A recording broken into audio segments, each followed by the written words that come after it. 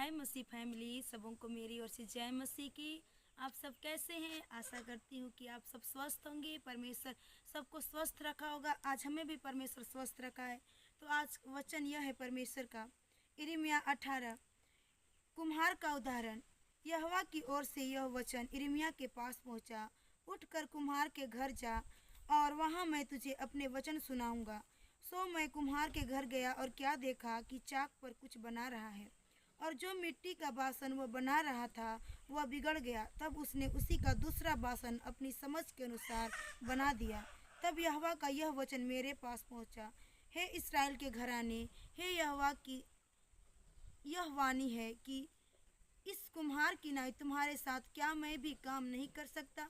देख, जैसा मिट्टी कुम्हार के हाथ में रहती है, वैसा ही हे इस्राएल के घराने, तुम भी मेरे हाथ में हो।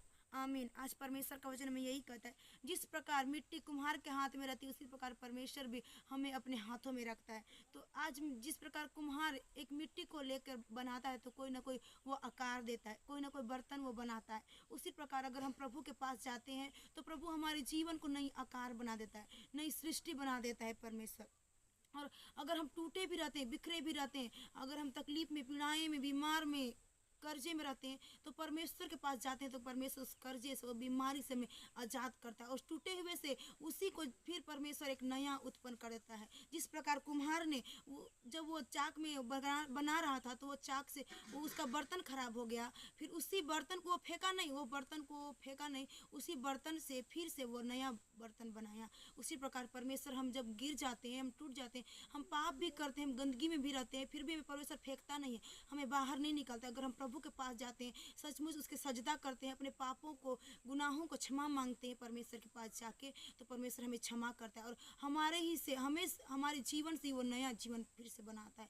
वो हमारे, हम कितनों भी गंदा में रहे, कितनों भी हम पाप कर देते हैं, भूल चूक के, जानबूझ के भी हम पाप करते हैं, फिर भी परमेश्वर हमें क्षमा कर देता है।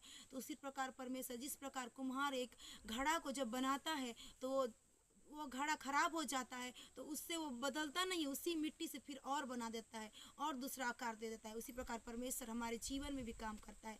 जिस प्रकार कुम्हार के हाथ में मिट्टी रहता है, उसी प्रकार परमेश्वर कहता है कि तुम भी मेरे हाथ में हो। तो आज परमेश्वर ने हमारे शरीर को, हमारी आत्मा को, हमारे जीवन को बनाया, सृष्टि वो किया है। हर एक शरीर के हर एक अंग को परमेश्वर जानता है कि किस जगह में क्या है, कहाँ पे मैं क्या जोड़ूंगा और कहाँ पे क्या होगा। आज डॉक्टर तो हमें बोल देता है कि तुम्हारे पास ये बीमारी है, तुम कैंसर है, तुम्हारा किडनी फैल, लेकिन परमेश्वर जानता है कि तुम्हारे अंदर में क्या हुआ है, किस कारण क्या हुआ है। उसे परमेश्वर निकाल के फेंकता और फिर उसे जोड़ता और उसी टूटे हुए को फिर नया बनाता है। तो इसीलिए हम आप